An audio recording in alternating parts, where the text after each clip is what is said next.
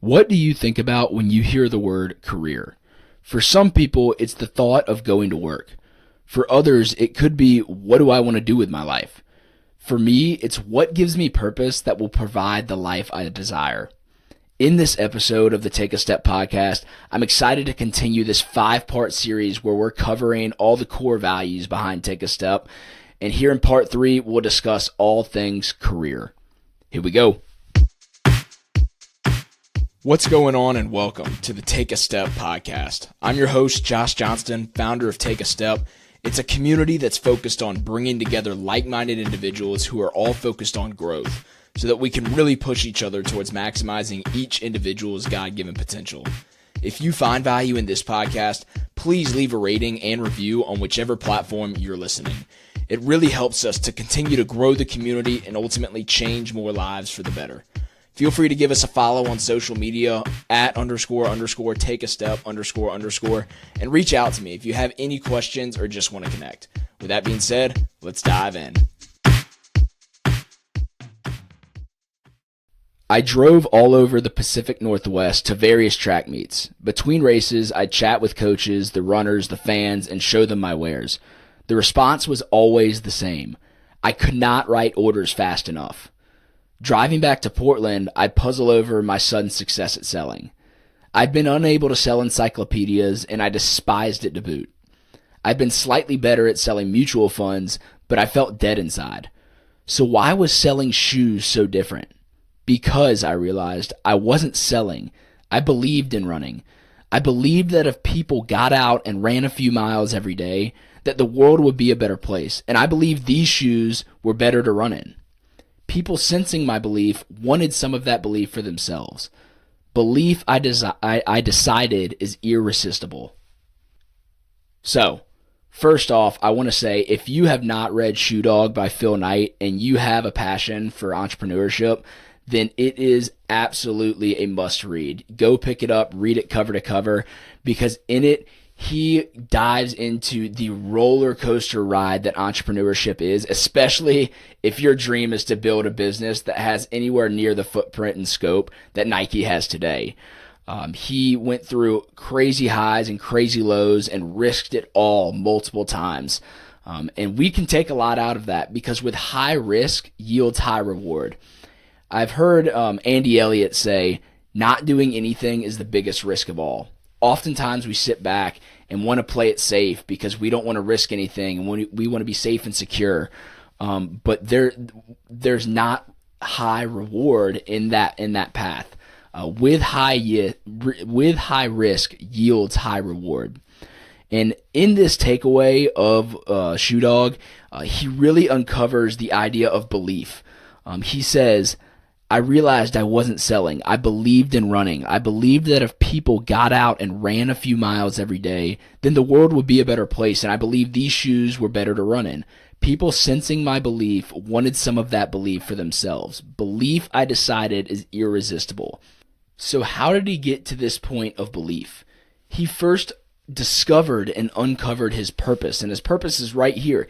He believed in running, and he believed that running had the power to make the world a better place, and he believed that his product was the best product to make that happen, and that was his purpose. So after he found that, he didn't need to sell anybody on his product because they were already sold on him because of his belief behind his purpose. Ultimately, discovering your purpose unlocks belief. The ability to believe in yourself. The issue is that people today are too afraid to invest in themselves or bet on themselves and what their true passions are because they want to play it safe and take the secure, easy option that will probably yield success a long time down the road.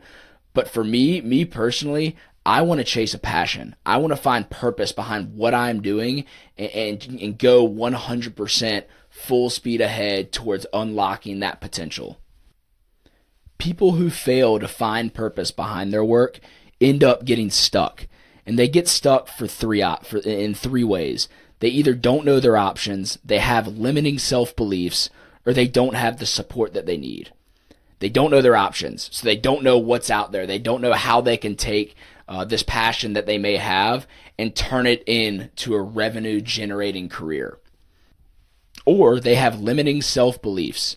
They don't believe that they have the power and the ability to take what they love and turn it into a career. And lastly, they don't have the support that they need, whether that's their current leadership or the relationships they have outside of their career that are not pushing them to really chase and pursue what they ultimately love. It ultimately stems back to an idea that I really love to dive into, and it's working for money versus working for purpose.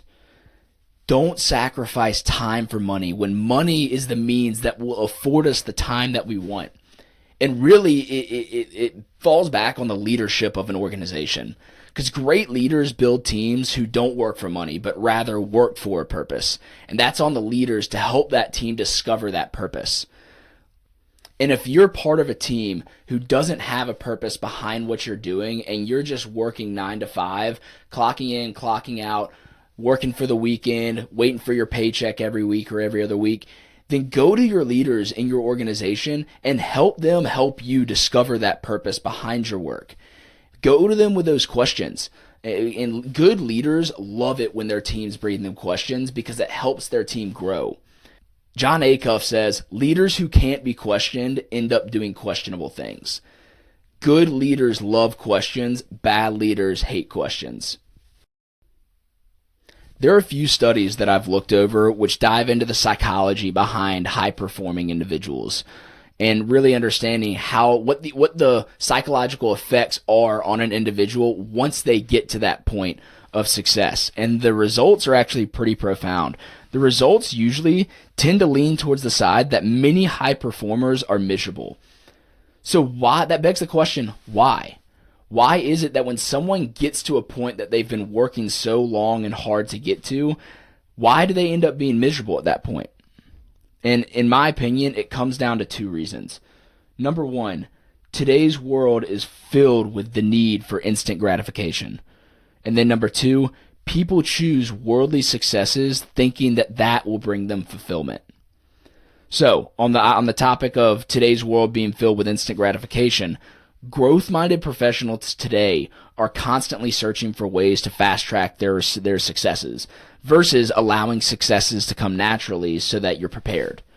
We've been trained to believe that we should have access to whatever we need instantly, and the issue with that is that it's an extremely unnatural way for life to function. The natural process comes from the idea of reaping what you sow, and that system can't be hacked. A farmer sows the seed and then reaps what he has already sown. If he doesn't sow that seed, he will not reap the benefits of what that seed has sown. And then number 2, people choosing worldly successes thinking that will bring them fulfillment. All people care about is worldly successes, and they work so hard to get there, and once they do, it's apparent that they worked so hard for something that they thought would bring them fulfillment, but fulfillment actually comes from something else. It doesn't come from something we can create or earn on our own. Mark 8:36 says, "What will profit a man if he gains the whole world and loses his own soul?" Jesus has given us the free gift of fulfillment that we don't have to earn. We just need to say yes and follow him daily. But that begs the question again, where then is the middle ground for worldly successes versus success with our souls? And in my opinion, it has to do with your why and your purpose. And if you can define that why and have that purpose, then that will drive you to achieve the results that you really want. So, are you working for money or are you working for purpose? If you woke up tomorrow morning and never had to worry about money again, what would you do with your life? Is it possible to build a career around whatever that is for you? I want to challenge you to reflect on these questions because I honestly think that our world today is longing for a sense of purpose, which we can tap into just by choosing to build our lives around what it is that brings us passion. Thank you for listening to this episode of the Take a Step podcast. I hope you enjoyed it, and I really appreciate those of you that leave reviews, give me feedback, and connect with me on socials because it really helps to continue to build this community and ultimately change lives, and that's what we're doing this for. So love you guys, and check out the next episode where we're going to dive into physical health, and it's one that I'm super passionate about. So again, love you guys. I'll talk to you in the next episode.